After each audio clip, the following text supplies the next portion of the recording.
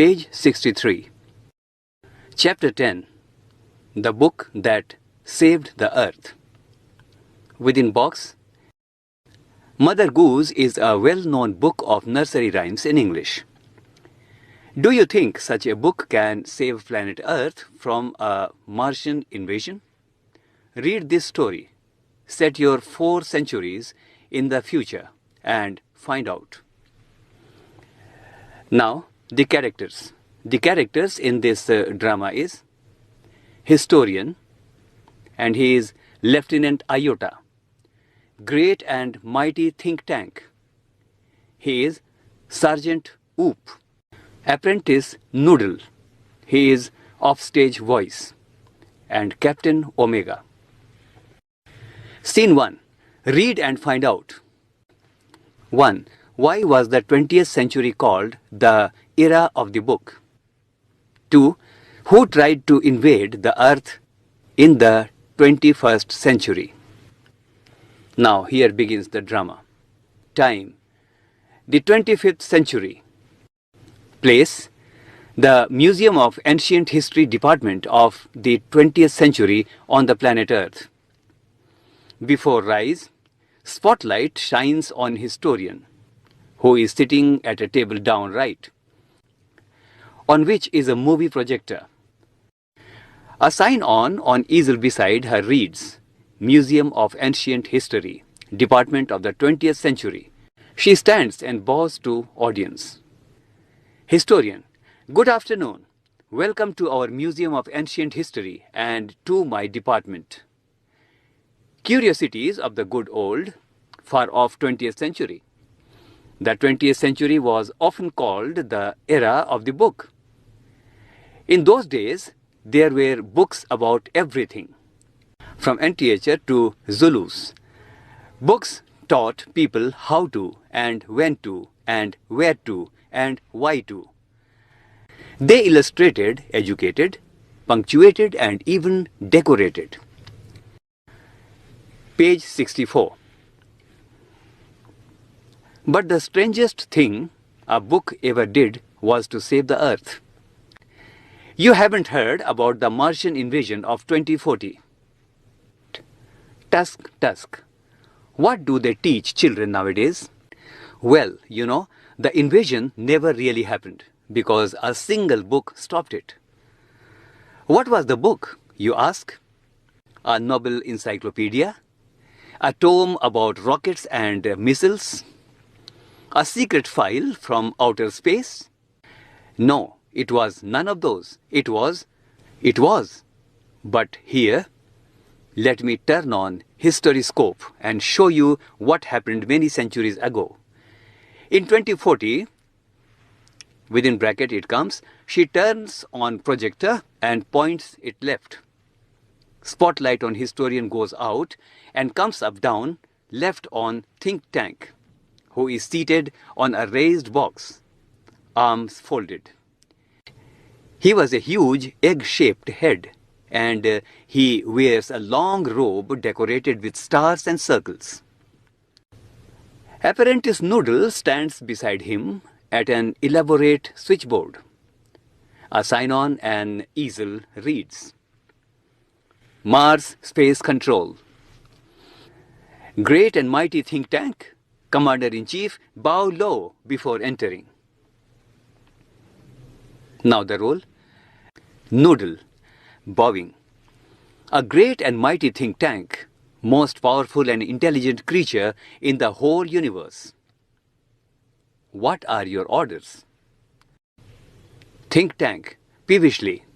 You left out part of my salutation. Apprentice Noodle, go over the whole thing again. Noodle, it shall be done, sir. In a sing-song. O great and mighty think tank, ruler of Mars and her 2 moons, most powerful and intelligent creature in the whole universe. Out of breath, what are your orders? Think tank, that's better, Noodle. I wish to be placed in communication with our manned space probe to that ridiculous little planet we are going to put under our generous rulership. What do they call it again? Noodle. Earth, your intelligence. Think tank. Earth, of course. You see how insignificant the place is. But first, something important. My mirror, I wish to consult my mirror. Page 65. Noodle. It shall be done, sir. He hands think tank a mirror. Think tank. Mirror, mirror in my hand, who is the most fantastically intellectually gifted being in this land? Offstage voice, after a pause. You, sir? Think tank. Smacking mirror. Quicker! Answer quicker next time. I hate a slow mirror. He admires himself in the mirror. Ah, there I am. Are we Martian not a handsome race? So much more attractive than those ugly earthlings with their tiny heads? Noodle, you keep on exercising your mind, and someday you will have a balloon brain just like mine. Noodle. Oh, I hope so, mighty think tank. I hope so. Think tank. Now, contact the space probe. I want to invade that primitive ball of mud called Earth before lunch. Noodle. It shall be done, sir. He adjusts levers on switchboard. Electronic buzzes and beeps are heard as the curtains open. Scene 2. Read and find out. 1. What guesses are made by a think tank about the books found on Earth? Now here begins the drama. Time. A few seconds later. Place. Mars Space Control and the Centreville Public Library. At rise. Captain Omega stands at center, opening and closing card catalog drawers in a confused fashion. Lieutenant Iota is up left, counting books in a bookcase. Sergeant Oop is at right, opening and closing a book, turning it upside down, shaking it and then riffling the pages and shaking his head. Noodle, adjusting knobs. I have a close sighting of the space crew, sir. It comes within bracket. Think tank puts on a pair of enormous goggles and turns towards the stage to watch. They seem to have entered some sort of earth structure. Think tank. Excellent. Make voice contact. Page 66. Noodle, speaking into microphone. Mars Space Control calling the crew of Probe 1. Mars Space Control calling the crew of Probe 1. Come in, Captain Omega, and give us your location. Omega, speaking into a disc which is on a chain around her neck. Captain Omega to Mars Space Control, Lieutenant Iota, Sergeant Oop, and I have arrived on Earth without incident. We have taken shelter in this, and he indicates the room, Square Place. Have you any idea where we are, Lieutenant Iota? Iota, I can't figure it out, Captain, holding up a book. I have counted 2,000 of these peculiar items. This place must be some sort of storage barn. What do you think, Sergeant Oop? Sergeant Oop. I haven't a clue. I have been to 7 galaxies, but I have never seen anything like this. Maybe they are hats. He opens a book and puts it on his head. Say, maybe this is a haberdashery? Omega, bowing low. Perhaps the great and mighty think tank will give us the benefit of his thought on this matter. Page 67. Think tank. Elementary. My dear Omega, hold one of the items up so that I may view it closely. Omega holds a book on the palm of her hand. Yes, I understand now. Since earth creatures are always eating, the place in which you find yourself is undoubtedly a crude refreshment stand. Omega. he says to iota and oop. He says we are in a refreshment stand. Oop, well, the earthlings certainly have a strange diet. Think tank, the item in your hand is called a sandwich. Omega, nodding, a sandwich? Iota, nodding, a sandwich. Oop, taking book from his head. A sandwich? Think tank, sandwiches are the main staple of Earth diet. Look at it closely. Omega squints at book. There are two slices of what is called bread, and between them is some sort of filling. Omega, that is correct, sir. Think tank, to confirm my opinion, I order you to eat it. Omega, gulping, eat it? Think tank, do you doubt the mighty think tank? Page 68. Omega, oh, no, but poor Lieutenant Iota has not had her breakfast. Lieutenant Iota, I order you to eat this sandwich. Iota, judiciously, eat it? Oh, Captain, it's a very great honor to be the first Martian to eat a sandwich. I am sure, but how can I be so impolite as to eat before my sergeant? Handing Oop the book and saying brightly, Sergeant Oop, I order you to eat the sandwich immediately. Oop, making a face. Who? Lieutenant? Me? Lieutenant? Iota and Omega, saluting. For the glory of Mars, Oop. Oop, yes, of course. Unhappy. Immediately, he opens his mouth wide. Omega and Iota watch him breathlessly. He bites down on a corner of the book and pantomimes, chewing and swallowing while making terrible faces. Omega, well, Oop. Iota, well, Oop. Oop coughs. Omega and Iota pound him on the back. Think tank, what is not delicious, Sergeant Oop? Oop, saluting. That is correct, sir. It was not delicious. I don't know how the earthlings can get those sandwiches down without water. They are dry as Martian dust. Noodle, sir, great and mighty think tank, I beg your pardon, but an insignificant bit of data floated into my mind about those sandwiches. Think tank, it can't be worth much, but go ahead. Give us your trifling bit of data. Noodle, well, sir, I have seen survey films of those sandwiches. I noticed that the earthlings did not eat them. They used them as some sort of communication device. Think tank, haughtily. Naturally, that was my next point. These are actually communication sandwiches. Think tank is never wrong. Who is never wrong? All, saluting, great and mighty think tank is never wrong. Think tank, therefore I order you to listen to them. Page 69. Omega, listen to them. Iota and Oop, to each other, puzzled. Listen to them?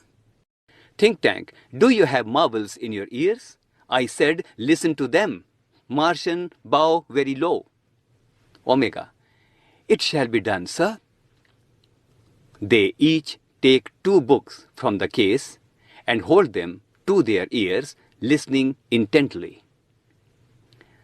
Iota, whispering to Omega, do you hear anything? Omega, whispering back, nothing. Do you hear anything, Oop? Oop, loudly, not a thing. Omega and Iota jump in fright. Omega and Iota, shh. They listen intently again.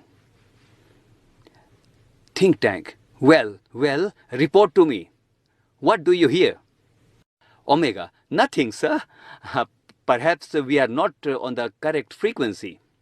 Iota, nothing, sir. Perhaps the earthlings have sharper ears than we do. Oop, I don't hear a thing. Maybe these sandwiches don't make sounds. Think tank. What? Does somebody suggest the mighty think tank has made a mistake? Omega. Oh, no, sir. No, sir. We will keep listening. Noodle. Please excuse me, your brilliance, but a cloudy piece of information is twirling around in my head. Think tank. Well, twirl it out. Noodle, and I will clarify it for you. Noodle. I seem to recall that the earthlings did not listen to the sandwiches. They opened them and watched them. Think tank. Yes, that is quite correct. I will clarify that for you, Captain Omega. Those sandwiches are not for ear communication. They are for eye communication. Now, Captain Omega, take that large colorful sandwich over there. It appears to be important. Tell me what you observe. Omega picks up a very large volume of Mother Goose, holding it so that the audience can see the title. Iota looks over her left shoulder and Oop peers over her right shoulder. Page 70. Omega. It appears to contain pictures of earthlings. Iota. There seems to be some sort of code. Think tank. Sharply interested. Code? I told you this was important. Describe the code. Oop. It's little lines and squiggles and dots. Thousands of them alongside the pictures. Think tank. Perhaps the earthlings are not as primitive as we have thought. We must break the code. Noodle. Forgive me, your cleverness, but did not the chemical department give our space people vitamins to increase their intelligence? Think tank. Stop. A thought of magnificent brilliance has come to me. Space people, our chemical department has given you vitamins to increase your intelligence. Take them immediately and then watch the sandwich. The meaning of the code will slowly unfold before you. Omega. It shall be done, sir. Remove vitamins. Now, crew takes vitamins from boxes on their belts. Present vitamins. They hold vitamins out in front of them stiffly. Swallow vitamins. Page 71. They pop the vitamin into their mouths and gulp simultaneously. They open their eyes wide. Their heads shake. And they put their heads to their foreheads. Think tank.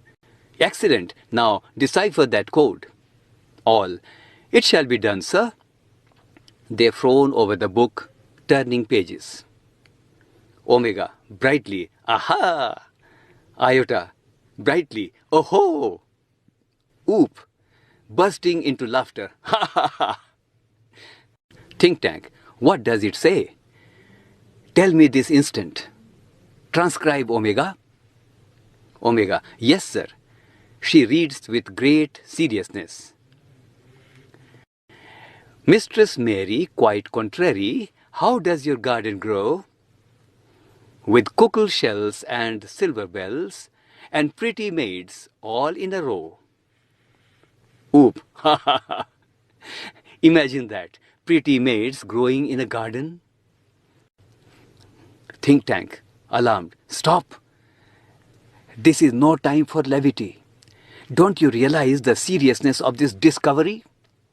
The earthlings have discovered how to combine agriculture and mining. They can actually grow crops of rare metals such as silver and cockle shells. They can grow high explosive too. Noodle, contact your invasion fleet. Noodle, they are ready to go down and take over Earth, sir. Think tank, tell them to hold. Tell them now information has come to us about Earth. Iota, transcribe. Iota, yes, sir. She reads very gravely. Hey diddle diddle, the cat and the fiddle, the cow jumped over the moon, the little dog laughed to see such sport, and the dish ran away with the spoon. Oop, laughing. The dish ran away with the spoon? Page 72. Think tank. Cease laughter, desist. This is more and more alarming. The Earthlings have reached a high level of civilization. Didn't you hear? They have taught their domesticated animals musical culture and space techniques. Even their dogs have a sense of humor. Why, at this moment, they may be launching an interplanetary attack of millions of cows. Notify the invasion fleet. No invasion today. Oop, transcribe the next code. Oop, yes sir. Reading. Humpty Dumpty sat on a wall. Humpty Dumpty had a great fall. All the king's horses and all the king's men cannot put Humpty Dumpty together again. Oh, look, sir. Here is a picture of Humpty Dumpty. Why, sir, he looks like... Turn large picture of Humpty Dumpty towards think tank and the audience. Think tank, screaming and holding his head. It's me! It's my great and mighty balloon brain! The Earthlings have seen me, and they are after me. Had a great fall? That means they plan to capture Mars Central Control and me. It's an invasion of Mars. Noodle, prepare a space capsule for me. I must escape without delay. Space people, you must leave Earth at once. But be sure to remove all traces of your visit. The Earthlings must not know that I know. Omega, Iota and Oop rush about, putting books back on shelves. Noodle, where shall we go, sir? Think tank, 100 million miles away from the Mars. Order the invasion fleet to evacuate the central planet of Mars. We are heading for Alpha Centauri, 100 million miles away. Omega, Iota and Oop run off right as Noodle helps think tank off left, and the curtain closes. Spotlight shines on historian down right. Page 73. Historian, chuckling. And that's how one dusty old book of nursery rhymes saved the world from a Martian invasion. As you all know, in the 25th century, 500 years after all this happened, we Earthlings resumed contact with Mars. And we even became very friendly with the Martians. By that time, great and mighty think tank had been replaced by a very clever Martian, the wise and wonderful Noodle. Oh yes, we taught the Martian the difference between sandwiches and books. We taught them how to read too. And we established a model library in their capital city of Marsopolis. But as you might expect, there is still one book that the Martians can never bring themselves to read. You have guessed it. Mother goes. She bows and exits right. Curtain.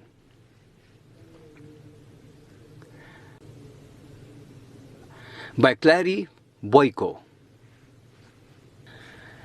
Now the glossary.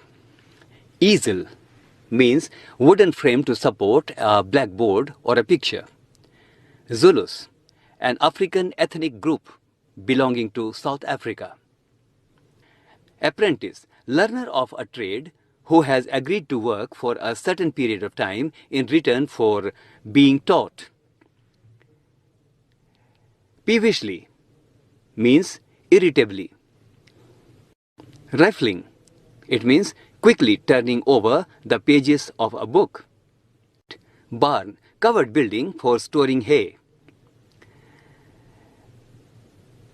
Haberdashery, means shop which sells clothing, small articles of dress, pins, cottons, etc. Squiggles means scrawls, illegible writing or markings. Decipher means find the meaning of something which is puzzling and difficult to understand. Transcribe, write in full form from shorthand. Levity, tendency to treat serious matters without respect. Lack of seriousness.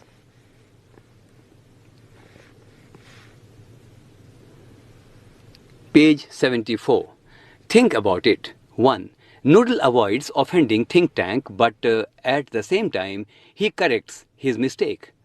How does he manage to do that? Question 2. If you were in Noodle's place, how would you handle think tank's mistakes? 3. Do you think books are being replaced by electronic media? Can we do away with books altogether? 4. Why are books referred to as a man's best companion? Which is your favorite book and why? Write a paragraph about that book. Talk about it. 1. In what ways does think tank misinterpret innocent nursery rhymes as threats to the Martians?